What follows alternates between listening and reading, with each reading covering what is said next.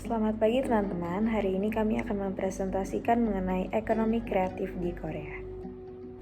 Namun sebelumnya izinkan saya untuk memperkenalkan anggota kelompok 6. Yang pertama ada Igede Agus Mahendra Wiguna dengan NIM belakang 073. Yang kedua ada Katrina Natalia Adinda Widya Putri dengan NIM belakang 074. Dan yang ketiga ada Sydney Zaneta dengan NIM belakang 083. Dan yang keempat ada Angelica Olivia Santoso dengan NIM belakang 151. Dan yang terakhir ada Ipute Aksalaria Manggala dengan NIM belakang 191.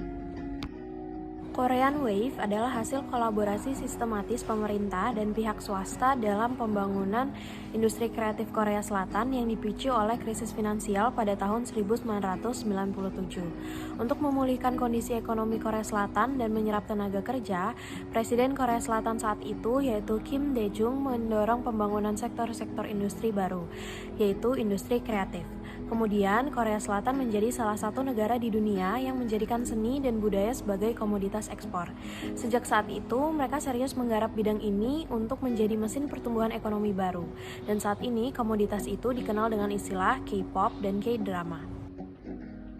K-pop. Pada awal pengembangan industri K-pop, para perusahaan manajemen artis juga banyak menyewa ahli-ahli di bidang industri hiburan dari Amerika Serikat, mulai dari koreografer tari, pencipta lagu, hingga pencari bakat. Selain karena mereka lebih berpengalaman, hal ini dilakukan sebagai sarana transfer of teknologi. Hal ini dimungkinkan karena adanya suntikan dari modal pemerintah. Kesuksesan K-pop itu tidak datang secara tiba-tiba. Sebelum para penyanyi K-pop menjadi idol, mereka terlebih dahulu menjadi peserta pelatihan. Peserta pelatihan ini dikenal sebagai train, yang merupakan calon artis K-pop yang tinggal, berlatih, dan tampil bersama sejak usia 9 hingga 10 tahun. Semua aktivitas tersebut berada dalam pengawasan ketat label musik yang menaungi mereka. Dan mereka mulai mempelajari cara menjadi peserta pelatihan dan memulai perjalanan untuk menjadi bintang K-pop. Selanjutnya yaitu K-drama. Bukan hanya berisi skenario yang bagus, drama-drama Korea juga memiliki karakteristik yang berbeda. Dalam K-drama mencoba menebarkan pesan-pesan dari dalam negerinya. Misalnya ada branding lewat konten sebagaimana branding untuk kimchi. Dan Korea sangat bangga akan hal itu dan menggunakannya sebagai identitas. Itu yang membedakan tayangan atau film Korea dengan yang lain. Selain itu, drama Korea juga memiliki episode yang tidak banyak. Biasanya jumlah episodenya berkisar antara 12, 16, hingga 25 episode saja. Meskipun begitu, alur cerita, terutama endingnya, mampu meninggalkan kesan yang mendalam bagi para penonton. Baik, untuk materi selanjutnya yaitu kebijakan ekonomi di Korea Selatan. Industri kreatif di Korea Selatan atau Korsel tampaknya kini telah merajai dunia, seperti K-pop, drama, film, fashion hingga makanan, yang mulai menjadi kegemaran orang di banyak negara termasuk Indonesia. Korean Wave atau kerap disebut Hallyu merupakan kesuksesan Korea Selatan yang membawa dan mengenalkan budaya-budayanya ke dunia internasional. Ada 3 faktor kebijakan ekonomi kreatif di Korea Selatan.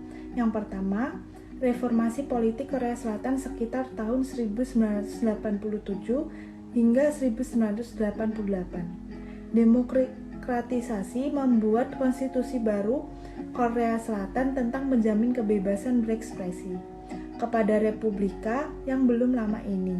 Sebelumnya Korea Selatan terkungkung oleh otorisasi. Namun setelah adanya konstitusi baru tersebut, para seniman dan kreator dapat dengan bebas mengembangkan ide-ide mereka. Sebelumnya demokrasi semuanya serba disensor, harus mengikuti kebijakan pemerintah. Namun setelah reformasi, kebijakan berkarya dijamin konstitusi sehingga para seniman, pembuat film, pencipta lagu pujangga, novelis memiliki energi baru yang terbuka. Faktor ketiga yakni reformasi sosial budaya terhadap pengaruh asing. Rakyat Korea Selatan mengalami perubahan sikap setelah 1980-an, seperti dicontohkan perubahan sikap rakyat Korea Selatan bermula dari visi para penggagas industri kreatifnya, seperti saat bertemu dengan salah satu pendiri Seoul Institute of the Arts. Tujuannya mendirikan sekolah seni itu justru agar budaya Korea bisa menguasai budaya dunia. Jadi, Visi sekolah itu adalah menjadikan budaya Korea Selatan unggul dan menguasai budaya dunia. Dari 3 faktor itu, kini Korea Selatan menjadi kiblat para industri kreatif di negara lain, seperti di Asia Tenggara. Perekonomian Korea Selatan pun kini sudah mengandalkan para industri kreatifnya. Produk dari persebaran budaya, pop culture yang semakin populer maupun drama Korea Selatan yang juga digemari menjadi produk untuk meningkatkan ekspor Korea Selatan. Materi selanjutnya ada organisasi dari sektor profesional di Korea Selatan. Organisasi sektor profesional di Korea Selatan. Budaya kerja Korea Selatan menurut KODES, secara keseluruhan perusahaan bisnis Korea menekankan pada aspek berikut. Yang pertama, keselarasan antara manusia, kesatuan kerjasama, pengabdian, ketekunan, keaslian, kreativitas, dan pembangunan secara menyeluruh. Yang kedua, ada kejujuran, kepercayaan, efisiensi, kualitas, dan tanggung jawab. Sebaliknya, rasionalitas, manajemen ilmiah, dan pelayanan bagi para pelanggan merupakan nilai-nilai yang kurang mendapatkan penekanan. Di sini saya akan memberi contoh organisasi di Korea Selatan, yaitu Pesta Olahraga Nasional. Pesta Olahraga Nasional Korea dibuka untuk pertama kalinya pada tahun 1920 ketika Korea dijajah oleh Jepang. Dan seiring dengan pendirian Komite Olahraga dan Olimpiade Joseon yang sekarang dikenal sebagai Komite Olahraga dan Olimpiade Korea atau KOC. Pemerintah kolonial Jepang yang menindas gerakan kemerdekaan Korea pada 1 Maret 1919 mengubah cara pemerintah Joseon melalui pengaturan budayanya. Salah satu perubahan di bidang olahraga adalah pembukaan Pesta Olahraga Nasional. Namun dengan berakhirnya acara ke-18, acara pelantikan itu tidak digelar sampai acara ke-25 pada tahun 1944 yang lalu karena pemerintahan Jepang membubarkan Komite Olahraga dan Olimpiade Joseon secara paksa pada tahun 1938. Setelah kemerdekaan Korea pada tahun 1945, Komite Olahraga dan Olimpiade Joseon dihidupkan kembali. Pesta Olahraga Nasional Korea menjadi pertandingan resmi yang diselenggarakan oleh pemerintahan Korea Selatan mulai pertandingan ke-28 pada tahun 1948. Baik, di sini saya akan melanjutkan materi dari kelompok saya, yaitu agen promosi publik.